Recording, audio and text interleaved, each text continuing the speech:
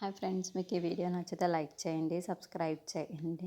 క్రిష్ చాలా కోపంగా ఇంట్లో నుండి బయటికి వచ్చేసి అమ్మ ఎవరు తప్పు చేస్తున్నారో ఎవరు ఒప్పు చేస్తున్నారో తెలియకుండా ఎందుకు ఇలా ప్రవర్తిస్తుందో అర్థం కావటం లేదు. ఈ మధ్య ఎందుకో ఇలా ప్రవర్తిస్తుంది అని చెప్పేసి వాళ్ళ అమ్మ మీద చాలా కోప్పడుతూ ఉంటాడు. ఇంతలో సంజయ్ దూరం నుండి అదంతా చూసి ఏంటి బాగా ఒళ్ళు మండినట్టుంది, రెచ్చగొడితే ఇంకేం చేస్తాడో అని చూడాలని ఉంది అని చెప్పేసి అనుకుంటూ సంజయ్కి క్రిష్ దగ్గరికి వెళ్తూ ఉంటాడు. ఇంతలో అక్కడున్న క్రిష్ని చూసి, ఏంటన్నా అమ్మ కోప్పడిందని నీకు చాలా కోపంగా ఉందా?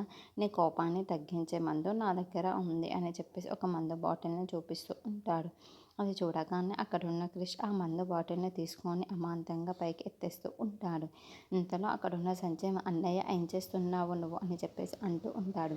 ఆ మాటలను పట్టించుకోకుండా అక్కడున్న క్రిష్ మందు బాటిల్ మొత్తం తాగేస్తూ ఉంటాడు. ఇంతలో అక్కడున్న సంజయ్ మాత్రం, నాకు కావాల్సింది ఇదే కదా, ఇప్పుడు నువ్వు మత్తులో తేలుతూ ఉంటే నేను సత్య దగ్గరికి వెళ్ళి చేయవలసిందంతా చేసేస్తాను.